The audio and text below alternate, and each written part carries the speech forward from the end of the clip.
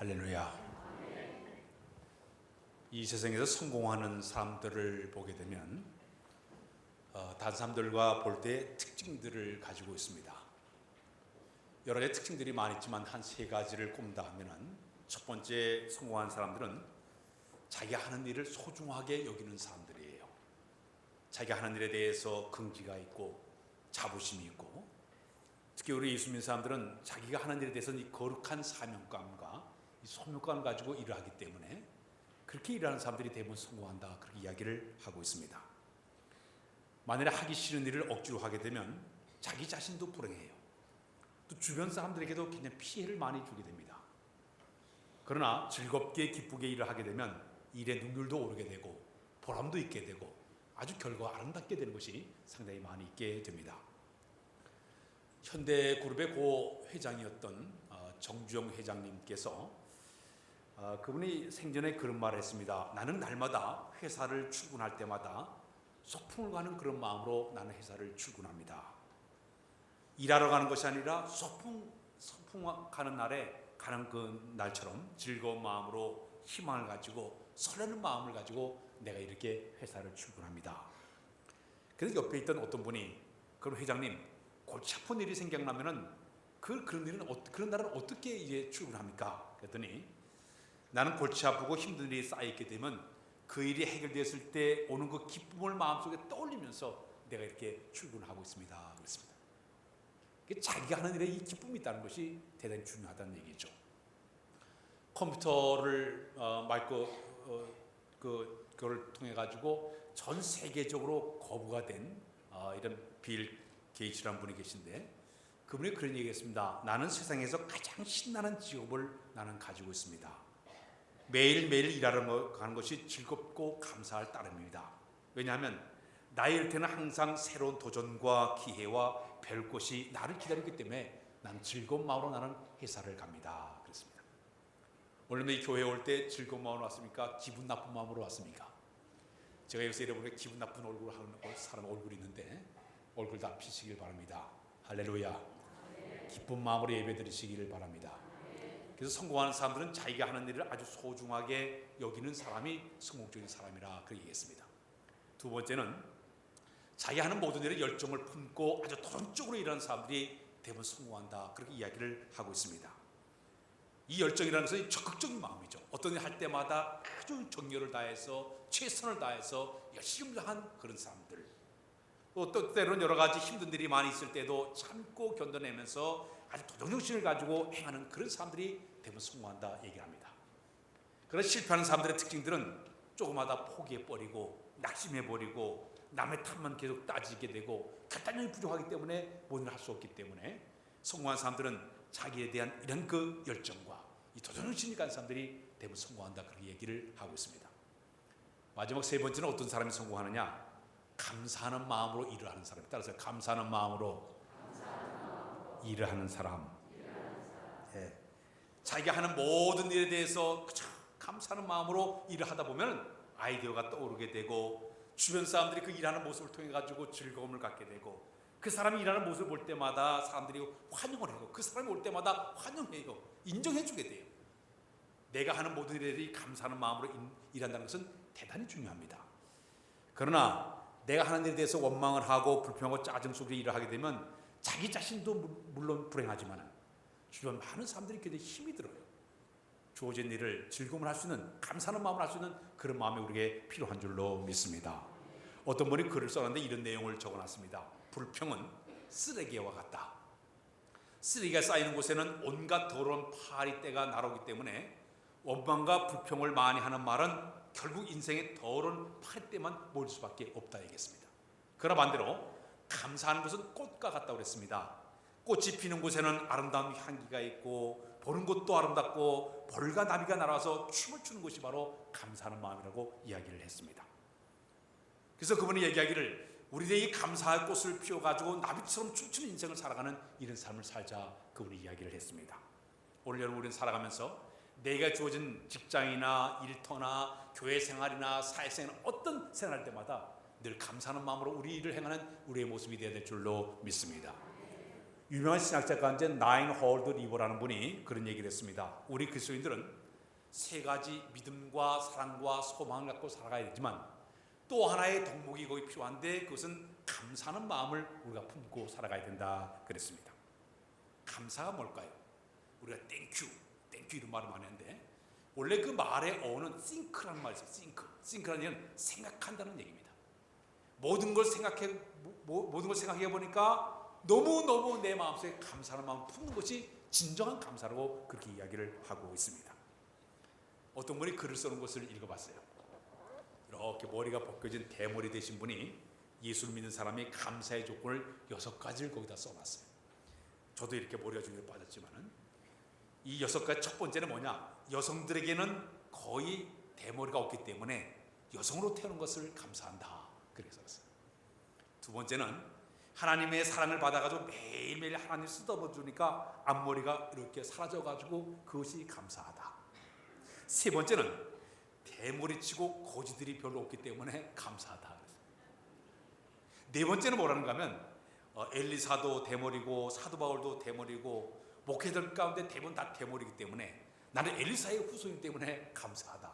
그렇게 그랬었어요. 다섯 번째 보니까 물자가 전략에 대해서 감사하다 그랬어요. 거기에 비누도 적게 들고 샴푸도 적게 들고 물도 적게 들기 때문에 감사하다. 마지막에는 하나님께서 하나님을 편하게 해드리니 감사하다. 우리 하나님께서 모털까지 새 신발 되겠다. 근데 내 머리는 너무 적어가지고 쓸 게 별로 없어가지고 나는 감사하다. 이런 글을 써놓은 모습을 보았습니다. 자, 우리가 살아가면서 내가 생각해보니 감사한 조건들이 굉장히 많을 거예요. 유대 사람들의 인생 독본인 탈무드에 보게 되면 세상에서 가장 지혜로운 사람은 어떤 사람이냐? 모든 것을 배우려고 노력한 사람들이 지혜로운 사람이고, 세상에 가장 행복한 사람은 어떤 사람이냐? 감사하며 사는 사람이 가장 행복한 사람이라고 이야기를 했습니다. 성경을 보게 되면 감사에 대한 글들이 굉장히 많이 있습니다. 저에서 5장 8절에 보게 되면 항상 기뻐하라, 쉬지 말고 기도하라, 범사에 감사하라. 이는 그래서 예수 안에서 너희를 향하신 하나님의 뜻이니라. 하나님 우리 성도를 바라볼 때마다 범사에 감사하며 살기를 원하고 있는 줄로 믿습니다. 시편 100편 4절에 보게 되면 감사함으로 그 문에 들어가며 찬송하는 그 궁중에 들어가서 그에게 감사하며 그 이름을 송축할지어다. 시편 136편 1절에 보게 되면 여호와께 감사하라, 그는 선하시며 그 인자들이 영원하미로다. 그러면서 다윗이 거기 보니까 36가지의 감사의 내용들을 거기다 쭉 써놨어요. 36가지 보게 되면 모든 신들보다 크신 하나님이기 때문에 감사하고, 뛰어나신 분이기 때문에 감사하고, 홀로 건 기사와 이적을 행하신 분이기 때문에 감사하고, 지혜로 하늘을 지으시기 때문에 감사하고, 하늘을 해를 주관하고 달과 별을 밤을 주관하신 분이기 때문에 그 하나님을 감사하고, 애굽의 창자를 치신 그 하나님을 감사하고, 홍해 바다를 가르시고 통과시키신 그 하나님께 내가 감사하고, 또 그 군대를 홍해 바다를 엎으사 그걸 다 매장시켜 죽여버렸으니 감사하고, 광야에서도 하나님께서 우리 대적에서 건져준 거 하나님 감사하고, 쭉 감사의 조건들을 거기다 써놓은 것을 보게 됩니다. 오늘 본문에 보게 되면 사도 바울이 골로새 교인들에게 이렇게 얘기를 했습니다. 너희는 하나님 앞에 한 몸으로 부르심을 받았나니 감사하는 자가 되라. 따라서 할까요? 감사하는 자가 되라. 감사했으면 좋겠다, 감사하세요, 그게 아니라 감사하는 자라 되라 명령을 내리고 있습니다. 이 감사에는 놀라운 비결이 있어요. 하나님은 우리가 살아가면서 감사를 자그마한 거 감사하게 되면 자꾸 우리의 삶 속에 더 감사의 조건이 많아지게 하신 것이 성경의 원리예요. 우리가 옛날에 자라날 때 눈사람을 만든 적이 있었습니다. 요만하게 똘똘 묻혀가지고 떼굴 굴다 보면 이것이 점점 커져가지고 눈살을 만들듯이 이 감사는 훈련이 돼야 돼요. 자그마한 것부터 감사를 하다 보니까 이것이 점점 커지면서 감사의 조건이 점점 많아진 것이 바로 성경적인 원리입니다. 전에 그런 얘기, 스폴전 목사님의 설교 가운데 저 별빛을 주신 하나님께 감사하면 달빛을 주시고, 달빛을 주신 하나님께 감사하면 햇빛을 우리에게 주시고, 햇빛 주신 하나님께 감사하면 우리에게 전기불을 주시고, 전기불 주신 하나님께 감사하면 우리에게 구원의 빛을 주신다는 그런 말씀이 있습니다. 자그마한 것도 우리가 감사의 조건이 점점 많아지게 되면 더 큰 감사로 우리에게 채워 인도해 줄 줄로 믿습니다. 그럼 우리 이 땅에 살아가면서 무엇을 우리가 감사하면서 우리가 살아가야 될까요? 첫 번째는 내가 예수 믿고 구원받은 것을 감사하시길 바랍니다. 이게 구원의 은혜에 대한 감사예요. 우리가 에베소서의 2장 8절 9절에 보게 되면 너희가 그 은혜로 말미암아 믿음으로 말미암아 구원을 받았으니 이것은 너에게서 난 것이 아니요 하나님의 은혜의 선물이라. 원래 죄로 죽어 마땅한 우리예요. 저 죄악 속에 살던 우리예요. 근데 우리 하나님께서 우리를 택하시고 불러주시고 하나님 자녀로 삼아 하나님 백성이 되게 된 것, 엄청난 하나님의 은혜인 줄로 믿습니다. 수요일 저녁마다 제가 이번 확신에 대한 설교를 계속 가르치고 있는데 구원의 확신, 거듭남의 확신을 가르치고 있습니다. 근데 그 성경 말씀에 쭉 보게 되면 신앙적인 첫 번째 출발이 어디서부터 시작이 되냐? 구원의 감사가 있어야 됩니다. 내가 구원받은 그 은혜에 대한 감사도 시작이 돼야만이 신앙의 출발이 계속 가면서 성장할 수가 있습니다. 이 구원의 감격이 없게 되면 신앙생활에 재미가 없어요. 감격이 없어요. 그러나 신앙적인 내가 구원받은 사실을 내가 확실하게 믿고 그 은혜 감격된 마음과 주를 섬겨나갈 때마다 우리의 신앙이 아름답게 복되게 성장할 줄로 믿습니다. 마태복음 16장 26절에 그런 말씀이 있습니다. 사람이 만일 큰 천하를 얻고도 온 목숨을 잃게 되면 무엇을 유익하리요? 사람이 무엇을 주려고 제 목숨을 바꾸겠느냐? 아무리 내가 부귀영화를 갖고 있다 하더라도, 돈을 많이 갖고 있다 하더라도, 내가 이 세상에 산 날 동안 모든 걸 다 갖고 있다 하더라도 훗날 우리 하나님 앞에 심판대에 섰을 때는 그것이 아무 도움이 될 수가 없습니다. 주의 심판대 앞에 섰을 때 가장 필요한 것은 예수 믿는 구원의 은혜가 있어야 가능한 줄로 믿어요. 그래야 천국 들어가는 거예요. 돈 가지고 하는 것도 아니에요. 주일학교 학생들 가운데 뭐 돈으로도 못 가요, 하나님 나라. 지식으로 못 가요, 하나님 나라. 믿음으로 가는 나라가 한 나라가 되는 줄로 믿습니다. 나 같은 사람이 구원받아 하나님의 자녀가 되는 이 자체가 우리의 마음속에 넘쳐나야만이 이게 신앙의 첫 번째 출발이 되는 줄로 믿습니다. 두 번째는 나의 삶 속에 의식주 먹고 살게 해준 이 모든 하나님께 나에게 주신 일용한 양식을 주신 그 하나님께 감사하는 마음이 우리에게 필요한 줄로 믿습니다. 내가 이 땅에 살아가면서 나에게 필요한 먹을 것과 입을 것과 마실 것과 살 집과 직장과 가족과 모든 것을 주신 그 하나님 앞에 늘 감사하는 마음이 우리 가운데 있어야 될 줄로 믿습니다. 저는 우리나라를 바라볼 때마다 얼마나 복된 나라인지 몰라요.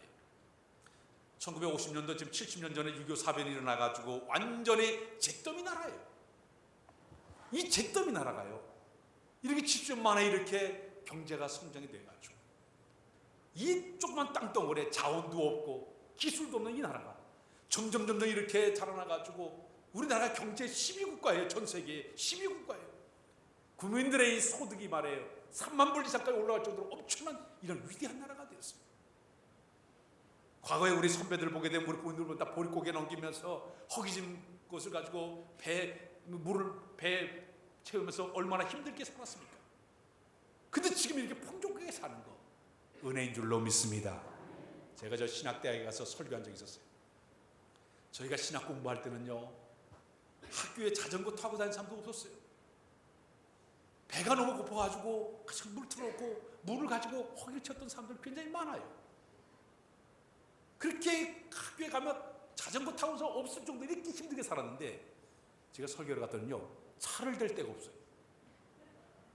꽉 차가지고 신학생들이 완전히 차를 세울 자리가 없을 정도로. 야, 대단하다. 사랑하는 여러분, 우리나라가 이렇게 산다는 건 하나님의 축복이 된 줄로 믿습니다. 은혜인 줄로 믿습니다. 전에 제가 이 노예에서 임원들이 이제 베트남을 갔어요. 베트남을 갔더니 거기에 있는 그 가이드가 쫙 역사적인 그 베트남의 역사를 얘기를 쭉 하는데 아주 재미있게 들었어요. 근데 이 베트남 나라가 프랑스 나라에 70년 동안 지배를 받았습니다.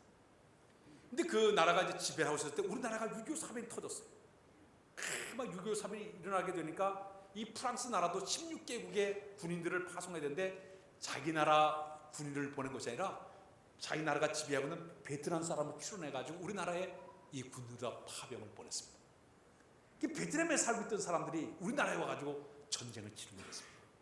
여러분, 베트남 얼마나 뜨거운 나라입니까? 그 나라에 살던 사람이 우리나라의 추운 동토의 땅에 와가지고 싸우는데 손발이 다 그냥 다 동상에 걸려가지고 얼마나 추운지. 양말에서 발사기를 싸면서 그러면서 전쟁을 치르고 돌아왔는데, 이 나라가 이렇게 동토의 땅이고 뭐 먹을 것이 아무도 없는 이 나라에 와가지고 싸우다가 그 군인들이 돌아갔습니다. 베트남에 가서 이렇게 보니까 그 한국이 너무너무 가난한 거예요. 자기 나라는 얼마나 좋은 나라냐면, 이 베트남이 그 중국의 황하로 통해 가지고 메콩강을 통해서 쭉 그 토사가 내려와서 그 베트남에 와서 삼각줄 이루면서 아주 기름진 땅이 돼 가지고 벼를 심어 놓으면 1년에 4번 걷어들일 수 있다래. 사모작을 해요. 그러니까 쌀이 그냥 풍부한 거예요. 굉장히 세계적인 쌀 생산 국가가 바로 베트남이지 않습니까? 쌀을 그래 만들어 가지고 사람들이 소문 퍼져 가지고 저 한국이 너무너무 가난하니까 그날에 쌀 좀 보내주라 그래가지고 그 베트남 나라에서 우리나라에 쌀을 보내줬다래. 그 쌀이 이렇게 만지면 후후 날아가. 이게 비벼 먹어야 돼. 이렇게. 그 쌀이 무슨 알람미 쌀이에요. 그 쌀이 알람미 쌀. 이걸 보내줘가지고 우리나라 쌀이 먹는데 얼마나 소화가 잘 돼. 먹었다만 금방 방구가 푹푹 나와. 그 옛날에 나는 그게 무슨 말이야. 알랑방구 똑방구가 뭔가 그랬어요. 그게 바로 그거예요. 그거 먹고 금방 소화가 돼가지고 방구를 푹푹 꺼가지고 알랑방구란 그 말이 그때 나왔다는 얘기예요. 나 처음 들었어요 그때. 아, 그 말이 그 말이구나. 이렇게 못 살던 나라가 이렇게 먹고 마음껏 살고 심지어 우리나라가 가서 좀 도와주고 있어요. 베트남, 필리핀, 우리나라 다 살던 나라를 지금까지 우리가 도와주고 있어요. 선교사들과 도와주고 있어요. 하나님의 은혜인 줄로 믿습니다. 오늘 맥주 감사주일을 맞이하고 있습니다. 이스라엘 백성들은 1년에 3번 절기를 보내게 됩니다. 첫 번째 그들은 6월절을 맞이하게 되는데 태양력이 오면 3월달, 4월달입니다. 이때 6월절의 의미는 어떤 의미인가 하면, 이스라엘 백성이 애굽에서 403년 종살이 하고 있었을 때 모세의 인도를 받아가지고 거기서 이제 구출돼서 나온 날을 기념하는, 오늘날은 우리나라 광복절과 같은 그런 날이에요. 이때가 되면 이스라엘 백성들은 일주일 동안에 걸쳐가지고 어린 양 한 마리를 잡고 누룩 없는 빵과 그 다음에 그들이 쓴 나물을 먹으면서 일주일 동안 명절을 보는 것이 유대인들의 6월절의 행사의 모습이었습니다. 두 번째 절기를 보냅니다. 7, 8월 달이 되게 되면 이들에게는 맥주절, 오늘 우리처럼 드리는 맥주절이 다가오게 됩니다. 오순절이 지난 50일째 되는 그날이 바로 이 오순절, 맥주절, 그리고 초실절에도 그렇게 얘기를 하고 있습니다. 77절에도 그렇게 얘기를 하고 있습니다. 이 맥주절의 의미는 어떤 의미인가 하면, 곡식을 심어서 처음으로 그들이 밀을 농사져 가지고 밀과 보를 심어 가지고 처음으로 수확을 거둬들인 다음에 하나님께서 베푸니 감격된 마음으로 그들이 그 밀과 보를 가지고 잘라 가지고 하나님 앞에 갖다 제단에 드리면서 이 모든 자연의 혜택을 주신 하나님께 감사하는 마음으로 드리는 것이 바로 이 맥주절의 의미가 되고 있습니다. 그런데 맥주는 또 하나의 의미가 그 속에 들어가 있습니다. 이 날은 이스라엘 백성들이 광야 생활할 때 하나님께로부터 율법을 처음 받은 날로 그들이 기억을 하고 있습니다.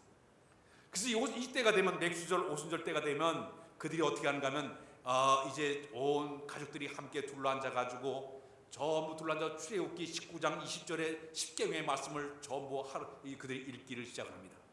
둘째 날이 되게 되면 오순절을 지킬 규칙 말씀 있는 신명기 15장 19절의 말씀하고 민수기 28장 26장 말씀 쭉 읽고 루키서를 읽으면서 하나님께서 우리를 이렇게 돌봐주었다, 은혜를 주었다, 우리에게 말씀을 주었다, 이 말씀을 살아가야 된다, 그런 의미를 가지고 그들이 맥주절을 보내게 됩니다. 특히 맥주절은 또 하나의 의미가 바로 오순절은, 신약적으로는 의미를 볼 때 오순절에 성령께서 강림하신 날을 그들이 기념하면서 성령님의 은혜를 기억하고 그 성령의 은혜를 갖다 사모하는 그런 날을 지키는 것이 이 맥주절의 굉장한 의미를 가지고 있습니다.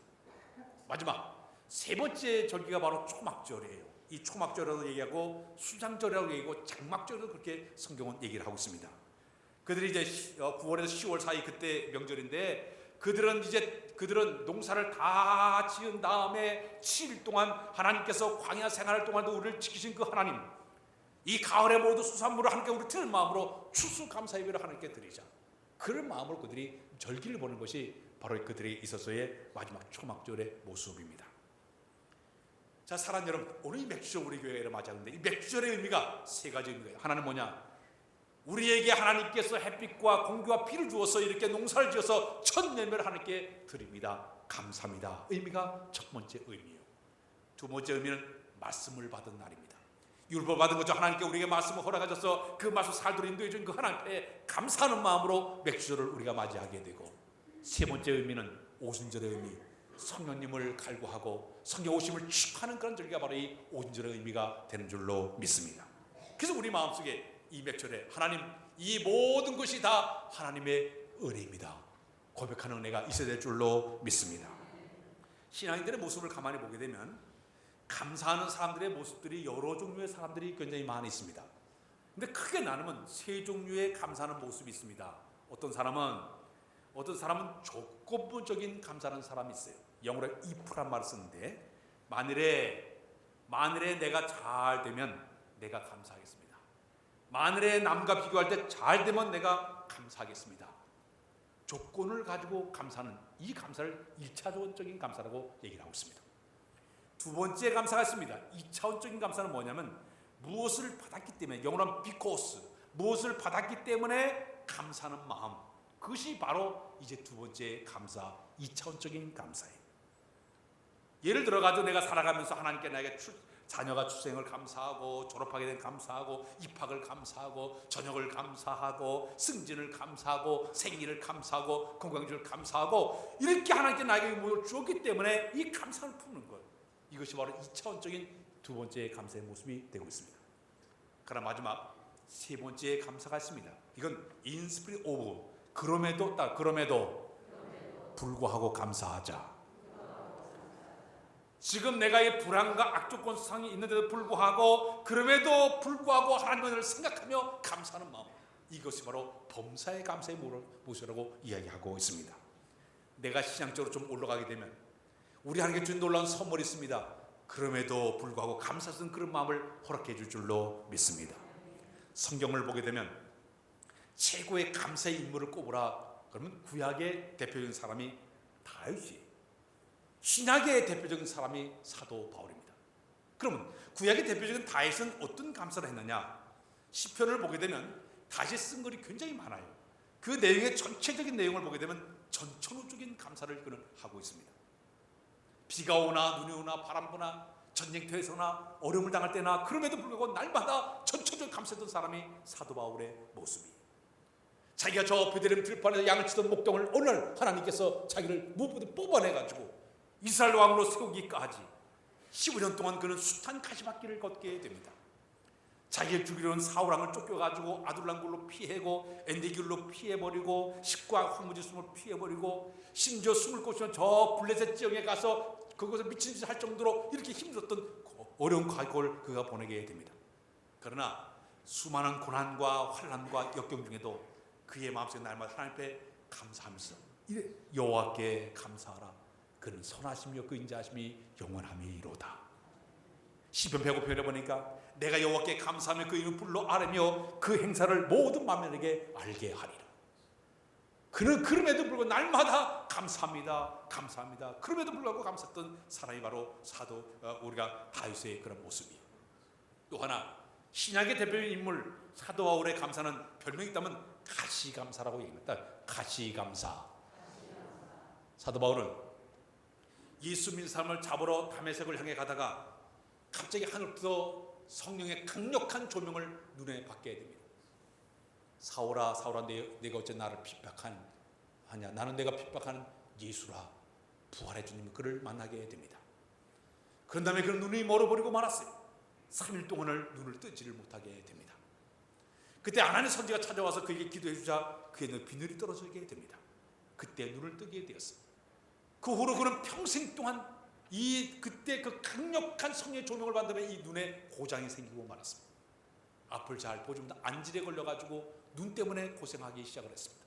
거기다가 그때 얼마나 놀랬던지 쓰러져가지고 간질병, 거품을 맞고 쓰러지는 간질병으로 그는 고생을 하게 되었습니다.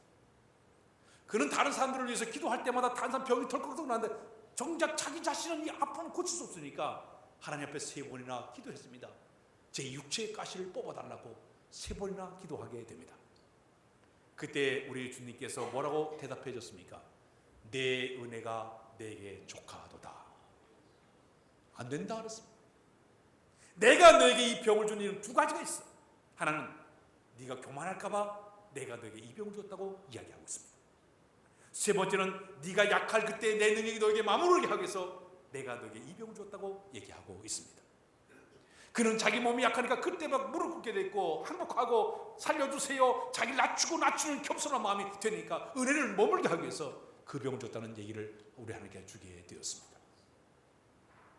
이것을 갖다 우리는 얘기할 때 가시감사라고 얘기하고 있습니다.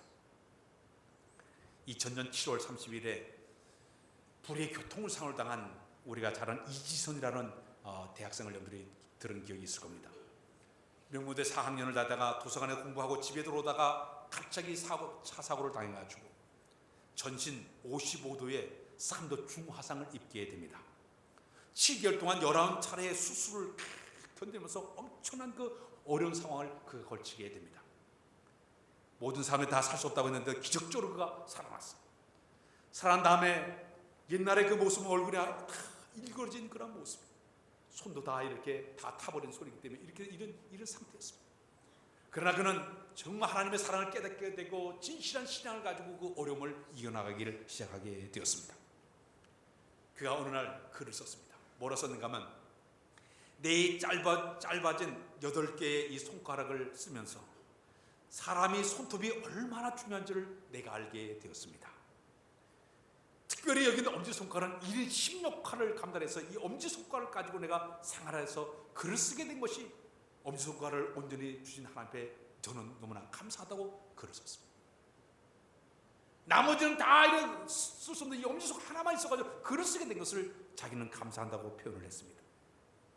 그는 또 얘기하기를 눈썹이 없어가지고 무엇인지 역 없이 눈으로 쑥 들어온 그 눈물이나 아니면 물이 쭉쭉 흘러 들어올 때마다 자기가 경험한 것은 사람이 작은 눈썹이 얼마나 필요한 줄을 자기가 그때 알게 되었다. 막대기처럼 돼버린 오른팔을 쓰면서 왜 하나님께서 모든 사람에게 이 관절을 주신 이유를 이 관절 주신 하나님 앞에 진실로 감사하는 마음을 자기는 품게 됐다고 이야기하고 있습니다. 사랑하는 여러분, 어려움을 당해보니까 그럼에도 그 속에서도 하나님의 은혜를 감사했던 그 아름다운 그 학생의 그런 모습을 만나보게 되었습니다. 성경적인 감사의 모습은 어떤 감사인지 아십니까? 범사에 감사했다. 범사에 감사하자. 좋은 일에 감사는 누구든지 다 할 수 있어요. 잘된 일에 감사는 누구든지 할 수 있어요. 그러나 신앙적인 진정한 감사는 역경 중에도, 어려움 중에도, 고난 중에도, 슬픔 가운데, 아픔 가운데도 감사하는 것이 바로 우리의 신앙이 한층 더 올라간 범사의 감사의 모습이 되는 줄로 믿습니다. 어떤 분이 한 달 동안 특이한 시험을 해봤습니다. 한 마을 일정한 구역을 정해놓고 각 집마다 다니면서 10,000원씩을 갖다가 집마다 이래 나눠주게 됐습니다. 집에는 아무 조건 없이 문 열고 똑똑 들고 현관 앞에 10,000원 놓고 하고 10,000원 놓고 10,000원을 놓고 갔습니다. 첫째 날 보니까 집마다 현관에 1만원씩 이렇게 있으니까 사람들이 저 지정신이 아니고 남의 10,000원씩 주고 하냐고 이렇게 의아하면서도 슬그머니 가지고 10,000원을 가져갔습니다. 그 다음날 또 지나가면서 또 10,000원씩을 또 줬습니다. 비슷한 그런 모습이에요. 가져가면서 의아한 마음으로 가져갔습니다.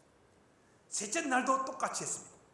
근데 넷째 달쯤 되기 시작하니까 사람들이 그 돈을 가짜 진짜인 줄 알고 나더니 돈을 가져갔는데 의아하게 생각한 사람이 없이 당연한 것처럼 돈을 가져 쓰기를 시작을 했습니다. 한 주가 지났습니다. 둘째 주에도 똑같이 동네 사람들에게 현관 입구에 갖다 10,000원씩을 또 나눠줬습니다. 그랬더니 둘째 주에 나타난 현상이 많은 사람들이 그 사람이 언제 오나 하고 나와서 기다리는 거예요. 그래가지고 그 사람들에게 또 똑같이 돈을 줬습니다. 셋째 주가 됐습니다. 그래서 사람들이 셋째 주가 되니까 별로 이상하게 생각도 하냐고 그저 일상생활 돼가지고 매일 10,000원씩 갖다가 당연히 받아가 쓰고 자기들끼리 이거 쓰고 저거 쓰고 그렇게 지냈습니다. 마지막 넷째 주가 되자 시험이 다 끝났습니다.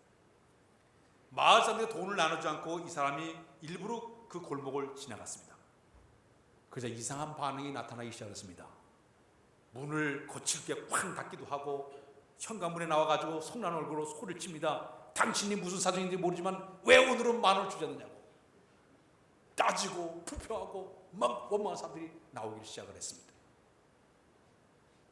받을 때는 감사함이 없더니 안 주니까 불평하고 원망하고 야단법석하는 거예요. 우리 인간들의 마음이 그런 마음이에요. 이스라엘 백성들이 광야 생활할 때 어떤 생활했습니까? 매일매일 그들은 기적 속에 살았어요. 하나님께서 그들에게 날마다 매일매일 만나를 수북하게 내서 배불리 먹게 만들었어요. 낮에는 구름 기둥으로 밤 불기둥 세워가지고 매일 은혜 속에 사는데도 불구하고 그들은 모세를 향해가지고 원망하고 우리 하나님을 원망하고 불평하다가 끝내 그들은 광야에서 죽음을 당하지 않았습니까? 우리 인간의 마음에 이렇게 간사하기 그전 것이 우리의 모습이에요. 범사에 감사할 수 있는 그런 마음은 하나님 주신 하나님의 축복이 되는 줄로 믿습니다. 신학자이면서 시인이었던 불투마이라는 분이 감사라는 시를 그분이 내게 되었습니다. 그 시의 내용을 보게 되면은 나의 구원자신 주님께 감사하라. 모든 것을 주시는 주님께 감사하라. 기도의 응답을 주심을 감사하고 기도에 응답하지 않으신 주님께 감사하라. 고통을 주셔도 감사하고 즐거움을 주셔도 감사하고 길가에 피어난 장미에 감사하고 그 장미에 가시가 있음을 감사하라. 기쁨을 주신 것을 감사하고 슬픔이 찾아도 감사하고 하늘 평안을 주시고 내일의 소망을 주신 하나님께 항상 감사하라. 이 시를 가지고 노랫말을 만들었어요. 이 노랫말이 우리 여러분들 잘 부르는 우리 날 구원하신 주 감사한데 우리 한번 부를까요? 날 구원하신 주 감사, 모든 것 주신 감사, 지난 추억이 내 감사, 주의 곁에 계시네. 향기로운 봄철의 감사, 외롭고 난 감사, 끊어진 눈물도 감사, 나의 영혼 감사해. 응답하신 기도 감사, 거절하신 것 감사, 맺혀나온 구만 감사, 모든 것 채우시네. 아픔과 기쁨도 감사, 절망 중 위로 감사, 중량 못한 은혜 감사, 크신 사랑 감사해. 길가에 장미꽃 감사, 장미꽃 가시 감사, 따스한 사랑의 가족, 희경할 양심 감사, 기쁨과 슬픔도 감사, 평안을 감사, 내일의 희망을 감사, 영원토록 감사해. 기도하겠습니다. 아버지 하나님, 저희들에게 범사에 감사한 귀한 마음을 주신 것을 감사합니다. 내 영 구원받아 하나님의 자녀인 것을 감사하도록 도와주시고 내 삶 속에 필요한 부분을 채워주는 것 하나님께 늘 감사하는 마음으로 살아가는 우리 모두 다 되도록 인도하여 주옵소서. 예수 그리스도의 이름으로 기도하옵나이다. 아멘. 우리 찬송가 590장 찬양했습니다.